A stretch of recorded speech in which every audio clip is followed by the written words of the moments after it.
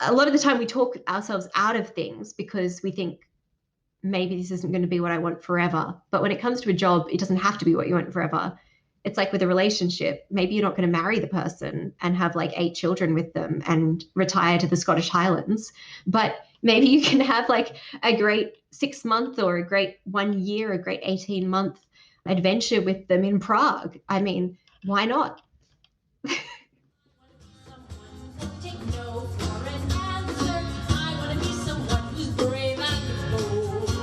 I'm Liz Sumner, and this is I Always Wanted To, the podcast where I interview people who are doing things that others long to do. What have you always wanted to try?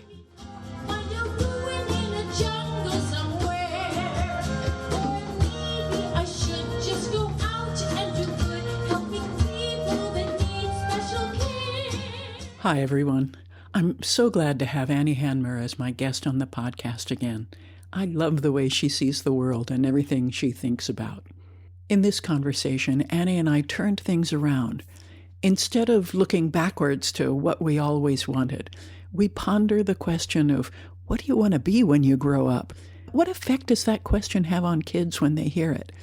What could we ask instead? And what's really the point of asking when the jobs available will be completely different in 20 years? For example, the work that Annie does now was inconceivable when I was growing up. Annie actually teaches space law. She advises the United Nations on space ethics and works for her state government predicting the future in order to come up with better policy. Wow.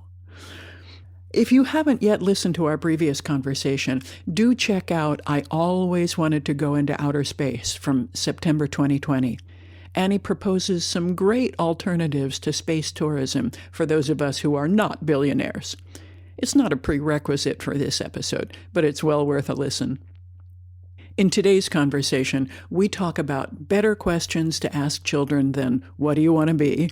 And we discuss how our differences influence our point of view. Annie speaks on behalf of all millennials, and I speak for all boomers, and together we make sweeping generalizations that are absolutely sure to be true. I hope you enjoy it as much as I did. Here's the interview. My guest today is Annie Handmer. Annie has just about completed her doctorate in the history and philosophy of science. Annie hosts a podcast about space junk and was my guest last year for I Always Wanted to Go into Outer Space. Welcome, Annie. Hi, it's great to be here. I'm so glad to have you back on the show again, because when we spoke last year, you said something that made me want to have an entirely new conversation with you. Here's what you said. Tell me about your career and your field of study. Well, the first thing is I still don't know what I want to be when I grow up. And I never have known. And I think that we actually do kids a disservice by asking them that question all the time. Because the idea that we do one job and then that's what we are, we're an accountant or we're, a businessman, it really doesn't capture the wide variety of options that are open to us. Do you remember that? It's interesting because sometimes when you hear something that you said a year ago, you think, oh, I've probably changed my mind. But I actually really stand by this. I think I still don't know what I want to be when I grow up. I still don't know what I am.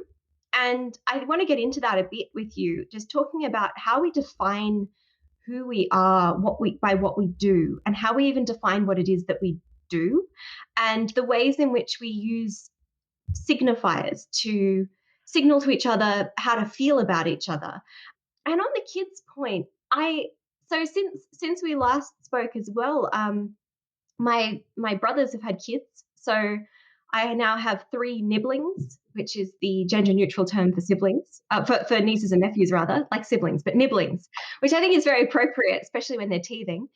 And every day I see videos from them and photos, and I think they're such brilliant little people coming into this world. And I do think that asking children, what do you want to be when you grow up all the time, asking them to dress up as like their favorite occupation and all of that it doesn't actually work in the world that we're in now, because the jobs that exist today didn't exist when my parents were kids, didn't exist when I was going through school.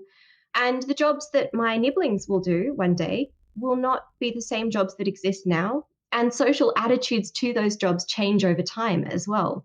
So, really, a lot of the time when we ask children, what do you want to be when you grow up? We're encoding expectations in them of what things are appropriate for them to aim for and what things we think are, less important jobs or whatever the case is. And really, we're just kind of encoding our own sense of privilege and of social status, I think, in a lot of cases on children. That's my thinking. But, this is a view that not everybody has. And not everyone would agree. Some people feel that they do define themselves by their job and their career, and they're very happy in that. And I'm conscious that my perspective is not the same as everyone else's perspective on these things. But you talk to a lot of people on your podcast who try out new things and are constantly redefining who they are and who they see themselves as. What's your take on this particular issue?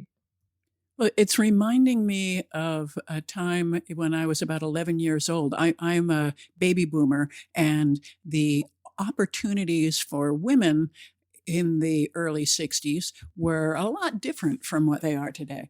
And I had an assignment in my sixth grade class that we were to read a book about occupations and make a report on it.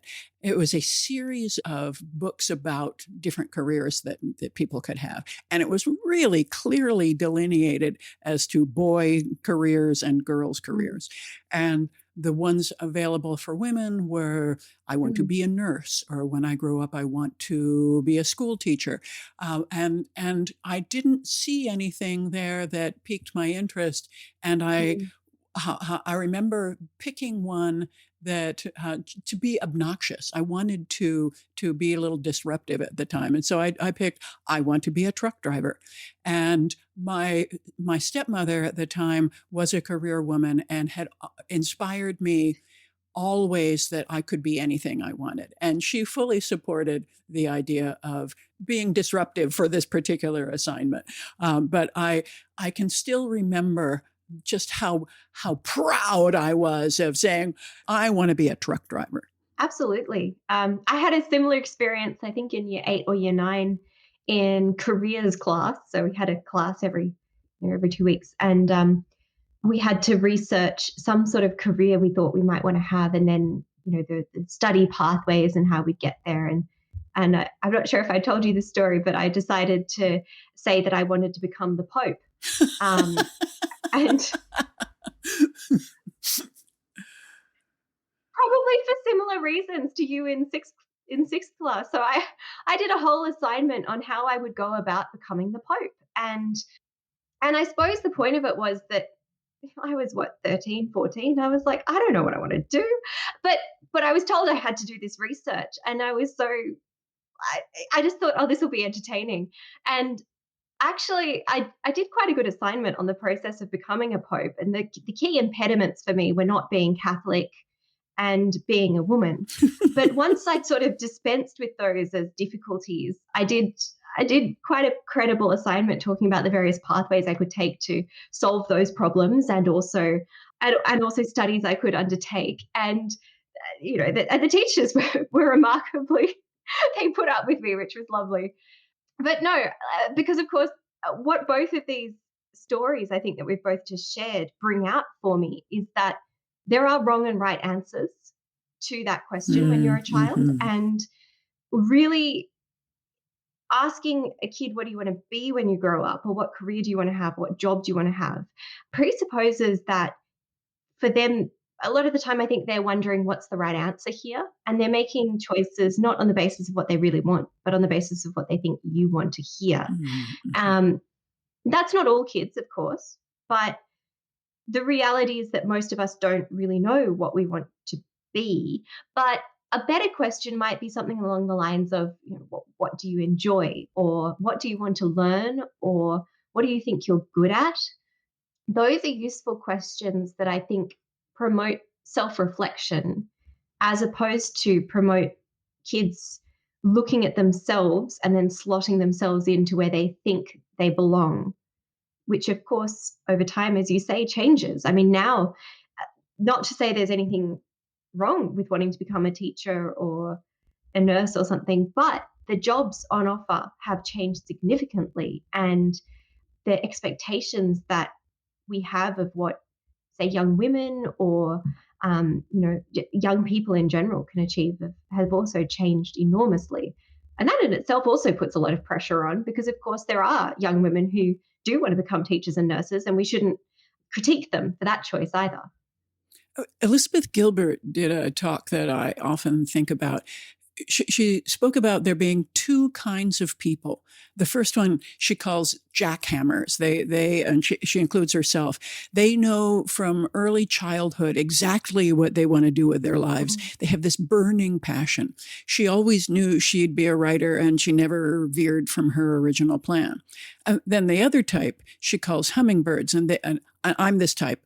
We go from flower to flower, from interest to interest, trying this and trying that, and never really stick with any one thing, but let it lead us to the next idea. So I was never particularly career focused. First I followed in my father's footsteps and studied advertising and did that for a while. Then I got tired of that and went back to grad school for something entirely different. And throughout my life, mm-hmm. I've basically chosen work based on where I wanted to live. Mm. Yeah. Well, of course, there's also economic factors mm-hmm. that are at play. I think it's probably right that some people are more the sorts of people who flip from thing to thing, and other people like to focus on one thing and really nail it. But there's also economic structures at play in our society. And I mean, mm-hmm. I hate to invoke Marx at the 11-minute mark, but I'd be remiss not to, as someone who's studied a bunch of philosophy, and just the way that we think about work. I think it's important to note that it hasn't always been this way, that mm-hmm. historically we've thought about the role that work plays in our lives in different ways, depending on what time we lived, what society we lived in, what culture we lived in, what was going on at the time, whether there was war, whether there was peace, whether there was drought, whether there was famine or plague, or whatever the case is. So now, talking about choices that we're making, I think it's worthwhile also making a point that for many of us, the vast majority of us, we don't really get a choice whether to work, and we don't really get a choice what work to do. We can make choices based on a subset, but as you say, there are things that influence it. So, for example, where you live, but also where you grew up, what education you've got, all of those various factors play into it. And then also the way that we think about the work. For some of us, we have, I think it really is a privilege and a luxury to say, well, I want to do work that I find personally fulfilling. And for other people, work is something that allows you to live. And it's necessary because we live in a capitalist society whereby the holders of capital extract work from people in exchange for money, which allows them to live within the society. So if you take a broader view of things, it gets very depressing very fast. And I just wanted to brush over it before we move on to more fun topics. But I actually think that you can take a few views out of that. I mean, one is to get all depressed and say, well, I'm stuck laboring away, and, some sort of Camus-inspired, well, we must imagine Sisyphus happy as you're pushing your rock up your hill every day, day after day after day. The other way of looking at it is, well, I have to work because society means that I have to work to subsist because I need money. And if I have to work and I only get one shot at being alive, well, I may as well be a hummingbird and flit from thing to thing and find something that I like, because, as long as I'm making enough money to live on, then surely the best option is to maximize pleasure, maximize hedonistic enjoyment of life, while also being able to meet my needs.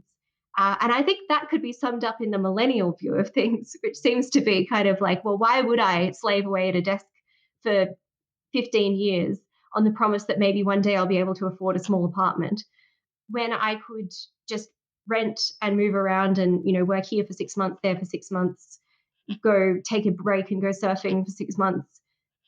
What are the incentives to slaving away in the hope that maybe it gets better in my 50s? Because does it really get better in my 50s? That's a range of thoughts, but I think it is interesting, like the way that millennials in general are taking different approaches to work, and the way that I think the baby boomer generation, your generation, some of you, present company excluded, are quite threatened by that and almost have a moral distaste to it, as though this is the way that it must always be done. When in fact, the sort of work that baby boomers grew up expecting that they would do and doing is a very recent modern invention, really. Do you agree? Am I going too philosophical? No, definitely not. And I want to thank you for reminding me of how privileged I am. I live in a bubble sometimes, and I often forget just how fortunate I am. And regarding the millennials, I'm reminded of my parents' generation and who lived through the Depression, and they didn't understand their children's attitudes to life and to work. It wasn't the way they had done it. And if there's a backlash to millennials from my generation now, I bet it's envy. Oh. I bet it's that we worked hard and we slaved instead of having a good time, and we didn't do what we wanted to do. So why should you get a chance to? That would be my guess as to what's behind any negative feeling about millennials. Mm. Are you a millennial? I sneak in. Yeah. I'm on the young end, but technically, yes. Yeah, I'm really ashamed to say that I don't know very many people who aren't just like me, and I rarely interact with millennials, so I'm basing this all on just my intuition. I'd love to hear more about that. Is it a sense of envy, as in, I wish I was doing that now? Or is it a sense of, I wish I'd had that opportunity to explore and live a more carefree life? Or is it about the breadth of work opportunities? Or, what is it when you think about a millennial that you'd envy? What is it about that life that you think is a positive thing? For me, it's not exactly personal because I have lived a fairly carefree life, but I'm thinking about my sister who worked in a job that she hated for years in order to be financially secure.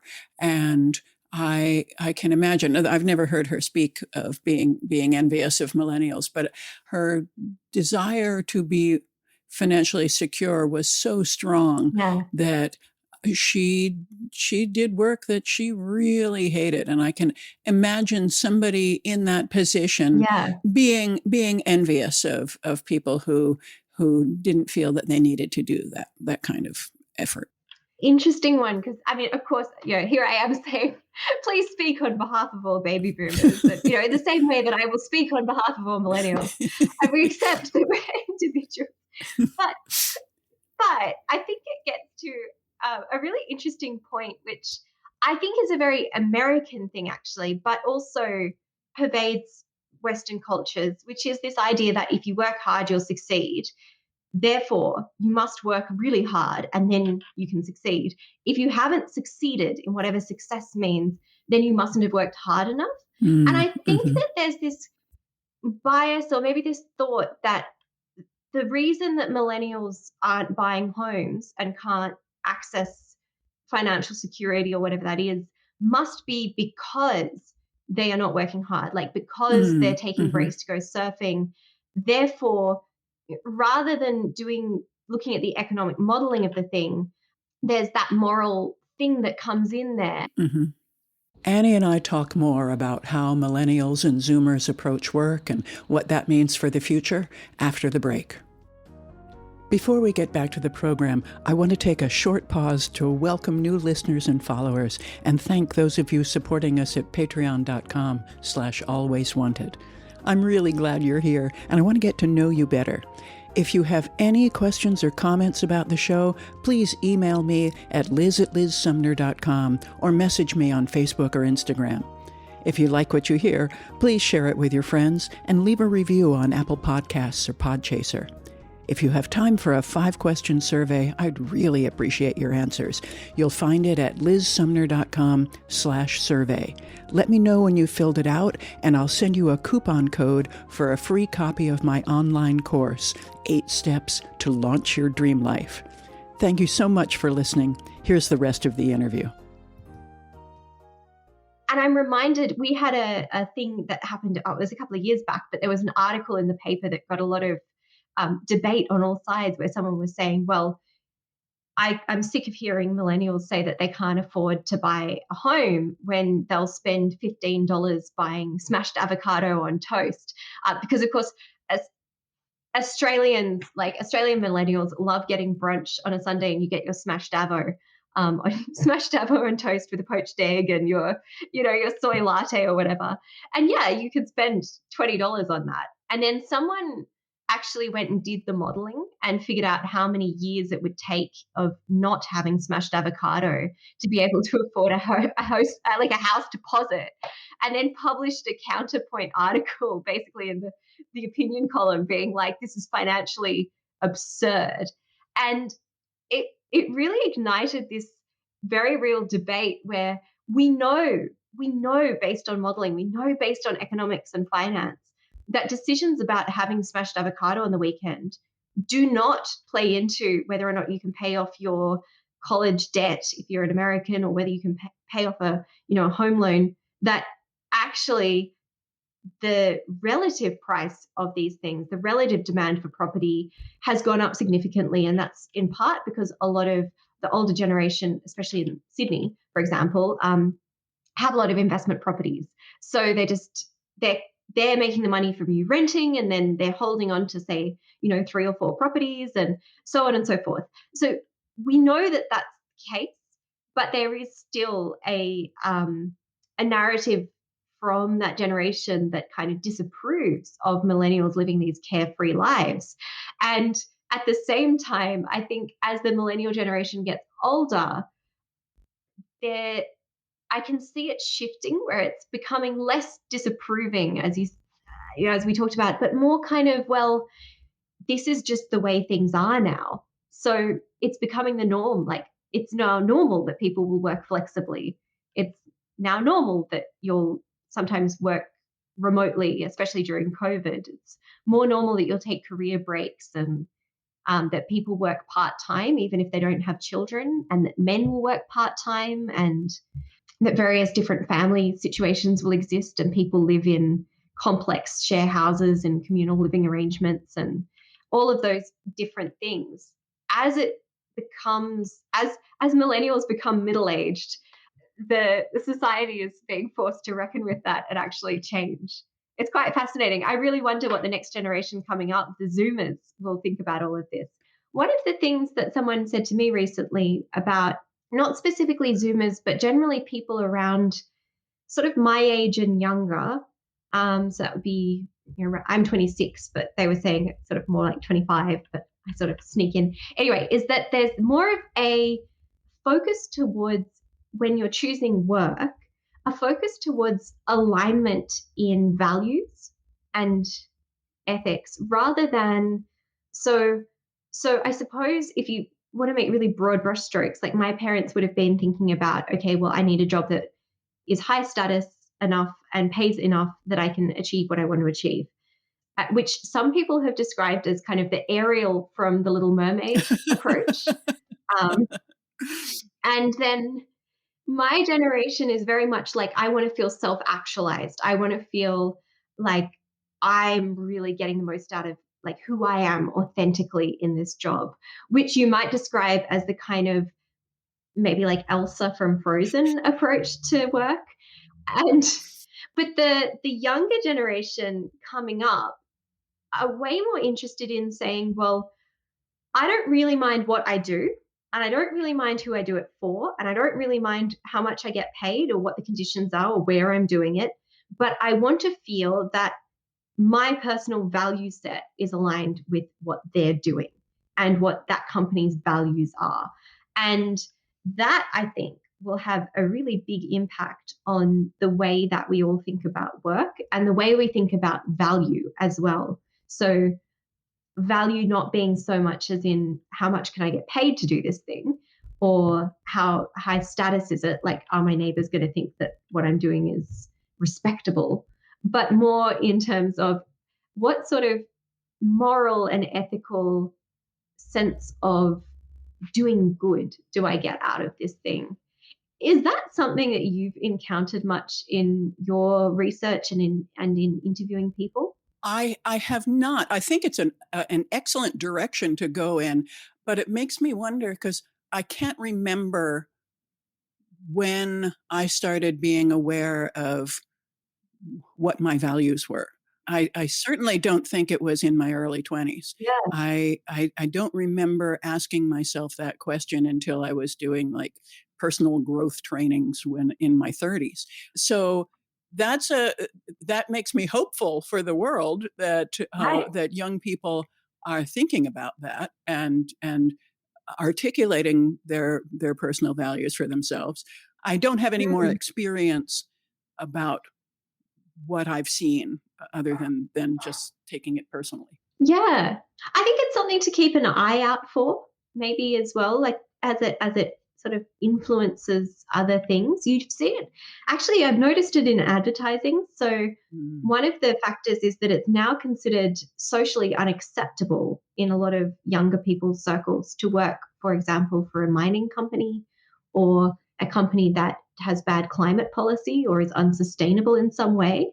Whereas for, say, my parents' generation or older generations, it may have been unacceptable for someone to come out as being LGBTQI.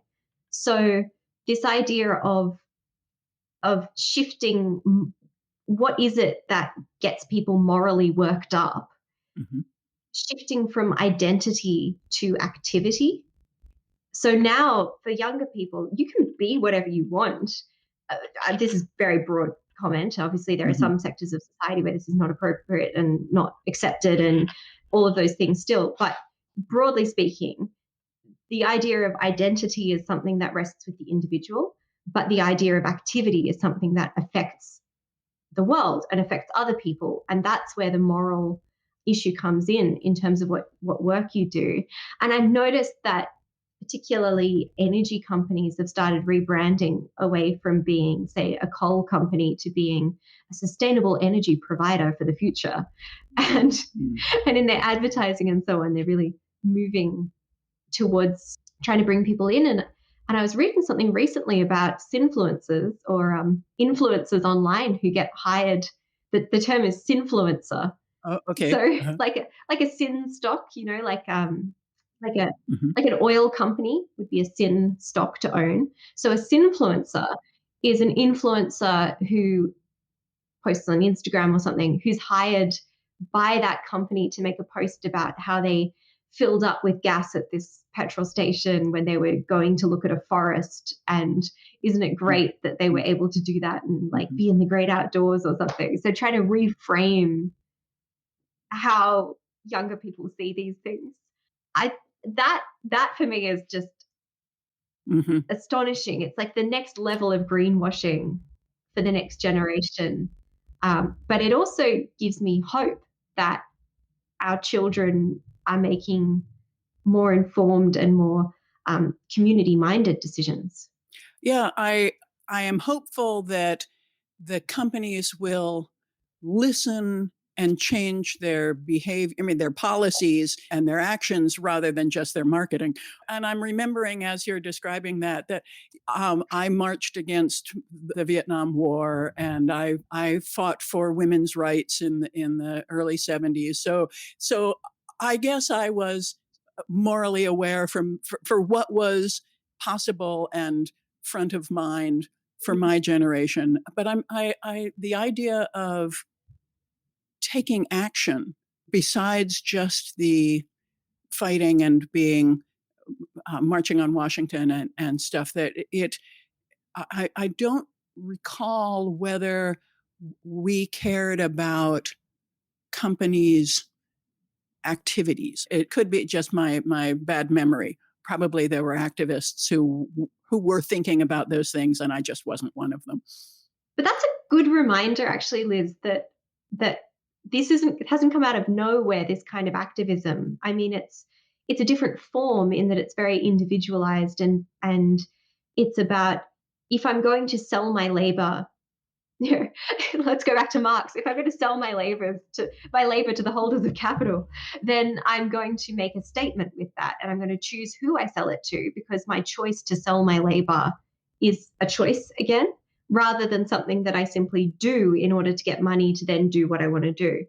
But that actually, as you say, comes out of a broader history of baby boomers really campaigning and pushing against what they saw as the issues, like what you saw as the issues of your time, which were issues, and really being activists in the way that you were. So maybe this is actually rather hopeful, that rather than being a huge generational division between boomers and millennials, say, in the terms of the ways that we're thinking about work and whether people are working hard enough or taking it seriously enough or whatever else, actually perhaps baby boomers should take heart in the fact that millennials are taking on those lessons and actually incorporating them more broadly into our lives in a way that we hope might lead to more just and sustainable outcomes for the issues that we see as being really difficult ones to tackle for our generation.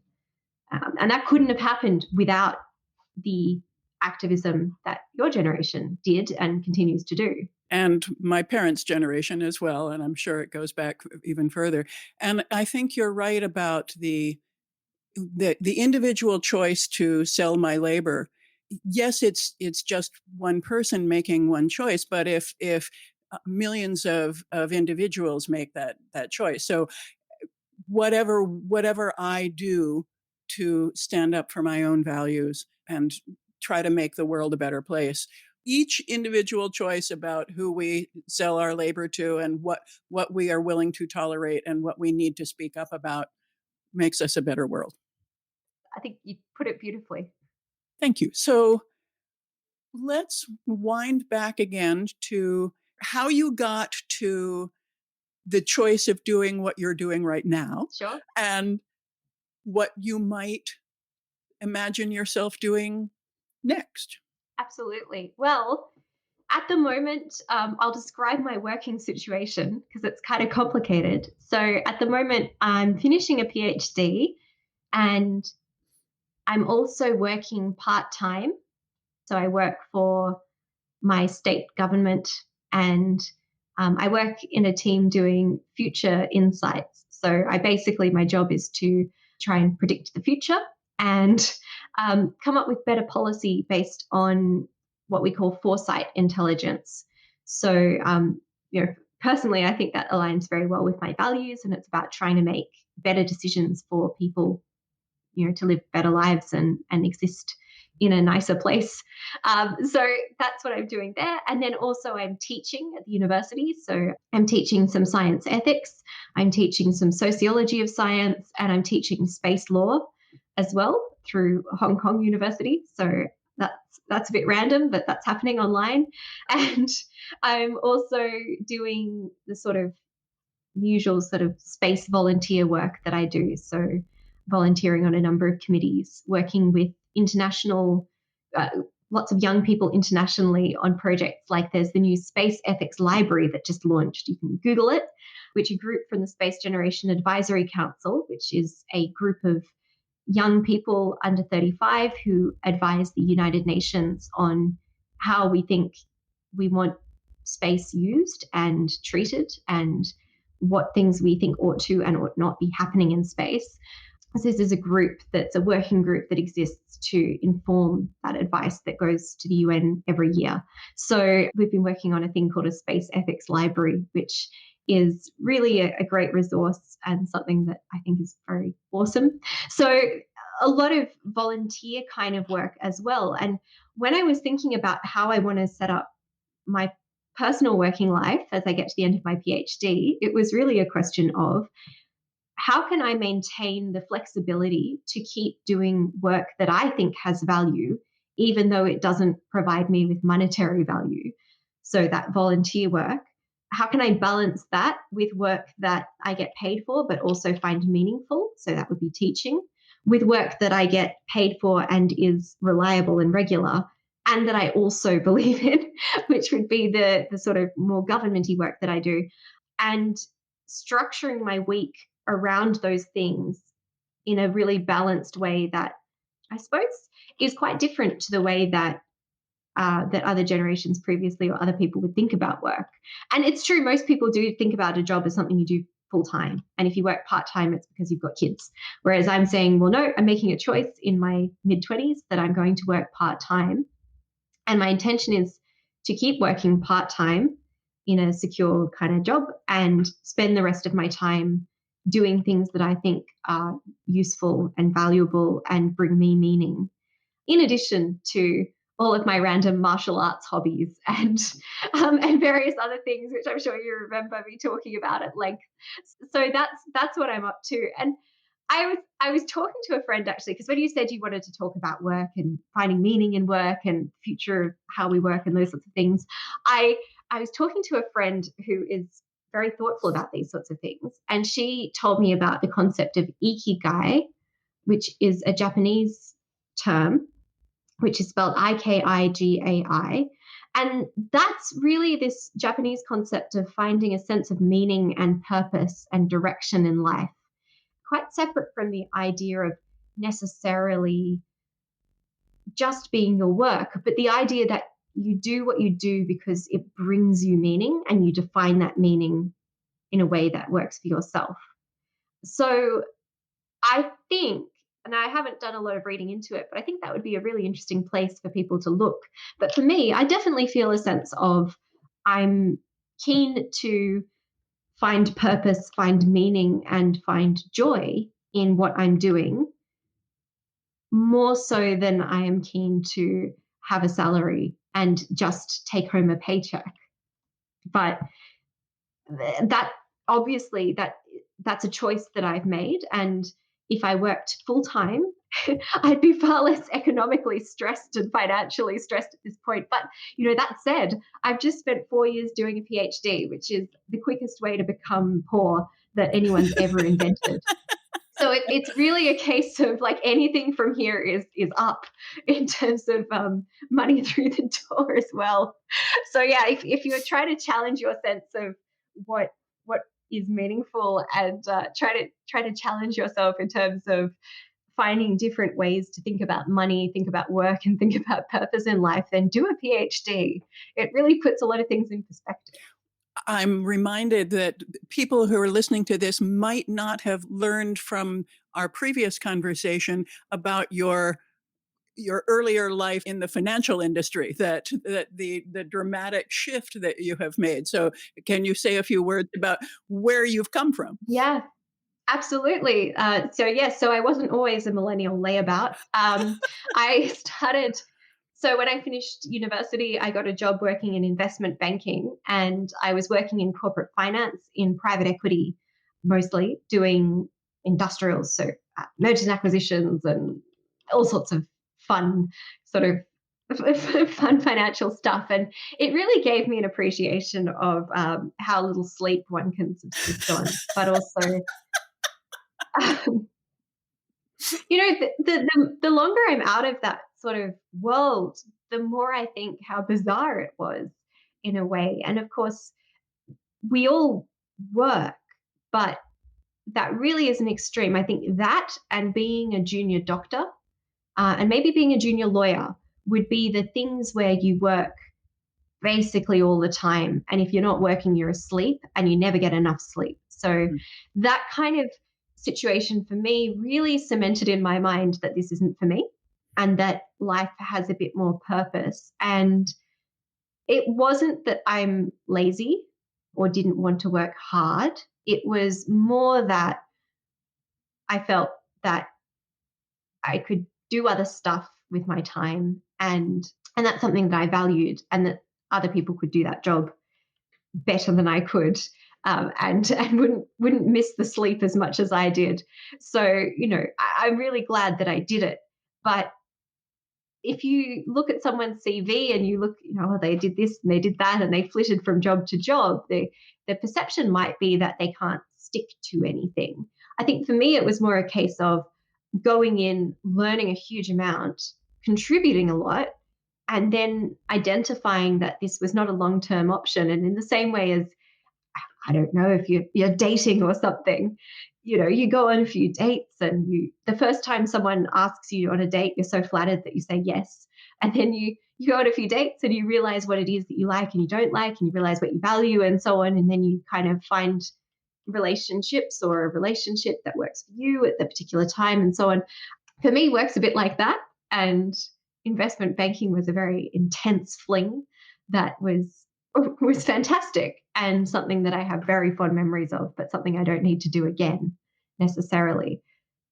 Yeah, I hope that helps. There's a story. I mean, you can go back and listen to the episode where I tell the story of the sort of my dramatic exit, and there was it was a near death experience, and I had this revelation, and it was like, oh my god, I need to leave and do a PhD about space, which I'm still not entirely sure why my brain chucked that at me at that moment, but I'm really glad it did, and I'm really pleased with the decisions that I've made.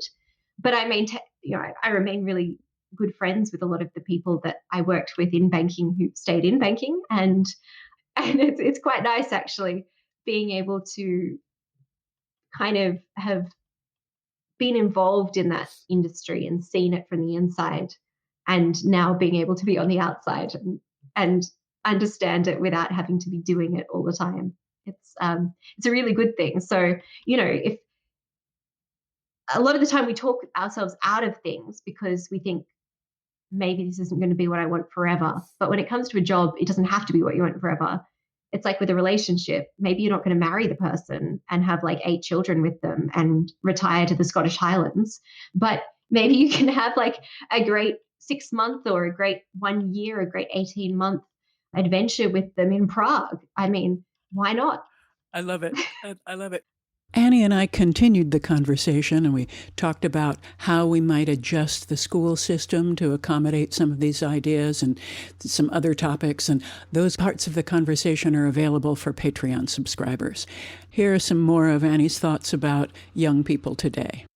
The reality is that our society sets incredibly difficult and unrealistic and just unreachable expectations for children and young people. And it always has done, and it will continue to do so for every generation. And that coming to that with a moralistic stance or a kind of what is always going to be an outdated approach to this is how you ought to navigate the world you live in may be more harmful than it is helpful. And so, how can we ask questions that encourage young people to think about these things without asking them to identify answers or to give back the answers we think we want to hear? So instead of saying, what do you want to be, or what sort of career path do you want to have? What do you want to study?